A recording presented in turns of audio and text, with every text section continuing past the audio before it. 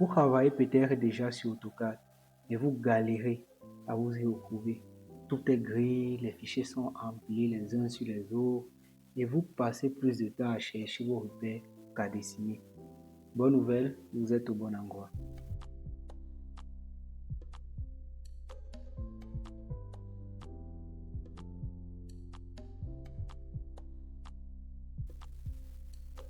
Bonjour, il y a la forme, j'espère.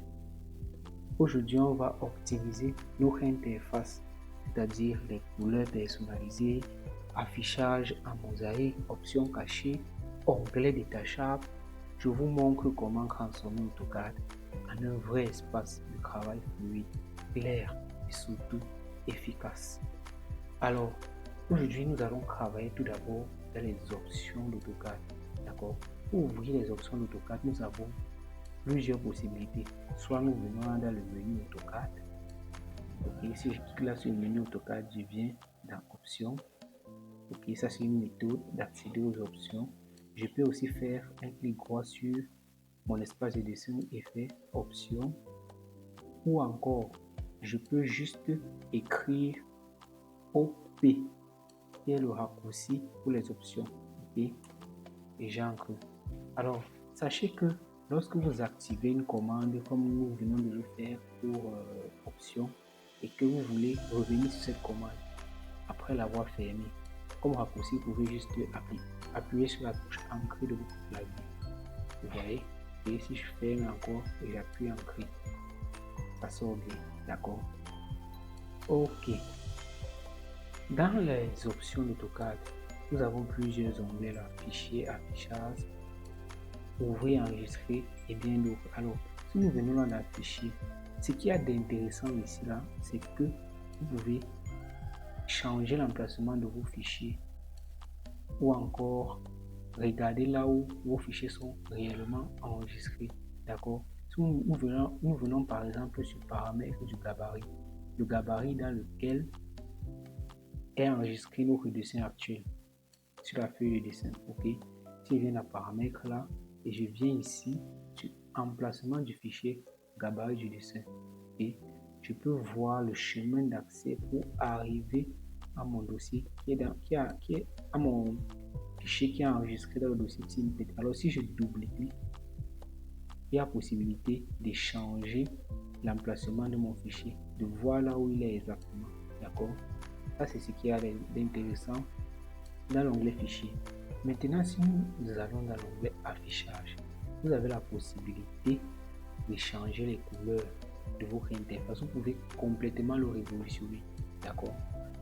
Donc là, si je viens ici, élément de la fenêtre, thème de couleur foncée. Alors ici, là va nous permettre de changer la couleur de notre ruban à outils et de notre barre d'état. D'accord? Si je veux passer du foncé au clair, par exemple, j'applique là sur OK. D'accord? Vous voyez que notre ruban à outils a complètement changé de couleur et notre barre d'état. Alors j'appuie sur Ancrer pour revenir à mes options. D'accord? Et je peux décider de revenir en foncé ou pas. Alors, ce qui est encore intéressant ici, c'est que vous pouvez utiliser couleur. Ok? Sur couleur, nous avons la couleur de l'arrière-plan qui est notre espace de dessin. Nous avons le réticule. Alors, si je vais changer par exemple la couleur de mon arrière-plan, ok? Je vais passer par exemple, disons, la couleur blanche. D'accord? Ok. Et je clique là sur appliquer et fermer. Je clique sur OK. Vous voyez que j'ai complètement changé la couleur de mon interface. Nous sommes passés du noir au blanc. Ok, mais cet espace n'est pas très adapté pour ceux qui travaillent régulièrement sur le logiciel. Moi, je vous conseille d'utiliser pour ce qui concerne la feuille de dessin, la couleur classique. D'accord? Alors, je reviens là dans Options. Ok, je reviens ici sur couleur et je reprends ma couleur noire. J'applique. Ok. Ou encore, je peux venir là sur couleur et je restaure le contexte. Ok. Ok, je clique sur restaurer l'élément courant qui est la couleur de base de notre espace de dessin, d'accord? J'applique, je ferme. Okay? Nous sommes revenus là à notre couleur d'origine. Alors, pour continuer, je peux tout aussi modifier la couleur de mon réticule. Ok? Vous voyez, le réticule, c'est ce logo-ci, avec le carré et les flèches là. Ok? Vous pouvez venir le modifier ici. Je peux choisir une couleur de réticule verte, par exemple, bleu ou ocre. Vous voyez là, si je clique sur, je prends le bleu, j'applique et je ferme, clique sur ocre. Votre réticule est bleu. Okay? Choisissez toujours une option qui est adaptée à votre regard. D'accord? Alors je reviens là, la couleur, et je change la couleur de mon réticule, je remets le vert. Non, petite erreur. Ici, je restaure d'abord. Ok. Je reviens sur réticule, je remets le vert. Ok. Applique, je ferme. Alors, vous avez aussi ouvrir et enregistrer. Alors, à chaque fois que vous enregistrez votre fichier AutoCAD après avoir travaillé, il s'enregistre sur cette version. Alors là, par défaut, c'est AutoCAD 2018. Alors moi, je vous conseille toujours de changer ce paramètre et de mettre une version qui est bien précédente. Dans le cas où si vous travaillez avec des collègues en bureau et qu'ils ont des versions précédentes, ils n'auront pas de difficulté à ouvrir votre fichier. Si ils ont des versions antérieures à la vôtre, alors il vous conseille d'utiliser la version 2013 par exemple. Là, à chaque fois que vous allez enregistrer votre fichier, il va s'enregistrer en AutoCAD 2013. De telle en sorte que si vos collègues ont la version 2015 d'AutoCAD 2021, ils pourront l'ouvrir facilement. D'accord. Alors, nous continuons ici avec tracer et publier. Ok. Nous avons les options d'impression ici. D'accord. Alors, vous pouvez choisir votre imprimante.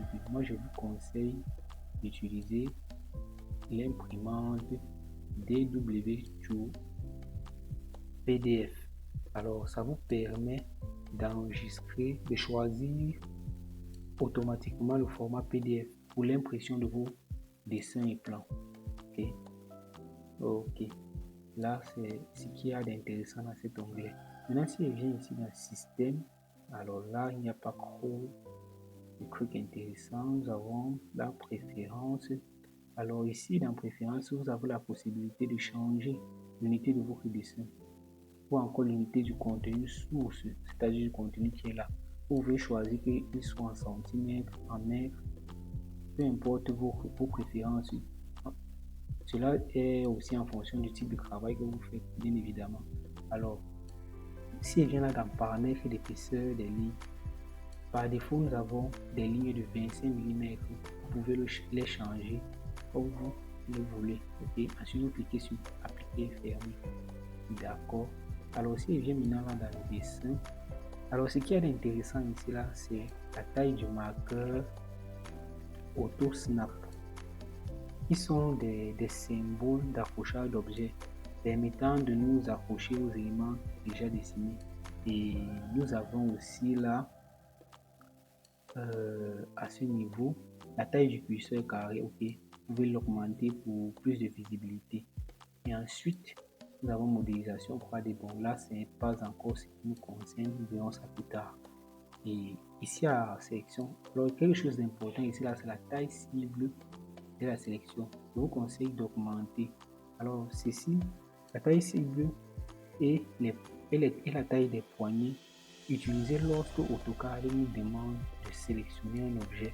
De préférence, il faut l'augmenter un peu. Ok, il faut l'augmenter un peu, c'est très important.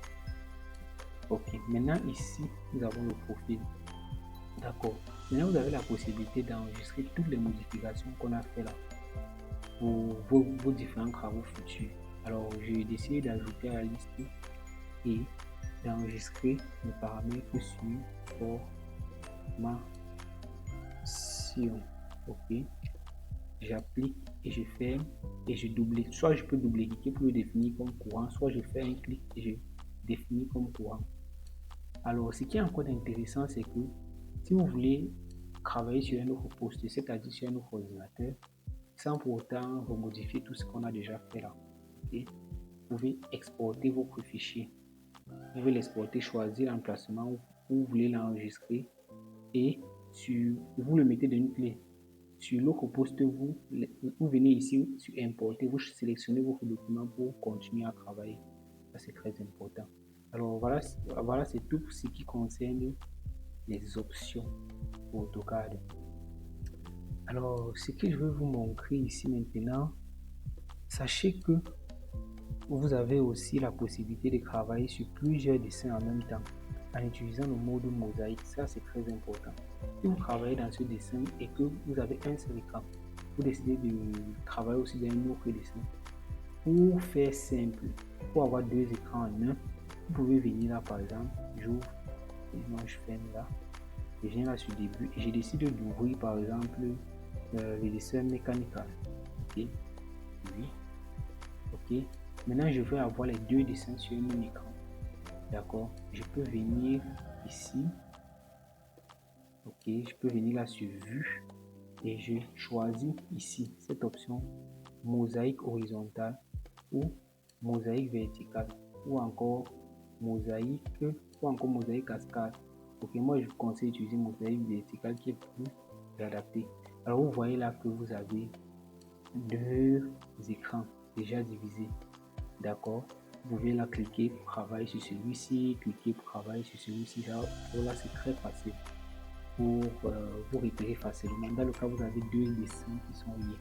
Alors pour fermer, pour fermer cette option, vous pouvez agrandir bien des dessins. D'accord. Alors, et maintenant, si vous avez deux écrans, un peu comme moi actuellement, je peux décider de placer mon deuxième dessin sur mon deuxième écran sans pour autant le fermer et l'ouvrir après. Alors, je maintiens là pour le détacher, vous voyez, et je le balance sur mon deuxième écran comme je suis en train de le faire là maintenant. Et je peux encore revenir là sur mon premier écran pour le placer. Alors là, c'est vraiment très important. Alors, c'est tout pour cette vidéo. Nous avons vu les différentes options très importantes pour AutoCAD. Les bases qui peuvent vous permettre d'améliorer un peu votre interface de travail. Merci à vous d'avoir regardé cette vidéo. N'oubliez pas de vous abonner et de liker la vidéo. Ok? Partagez pour ceux qui en ont besoin. D'accord? Merci à tous. À la prochaine.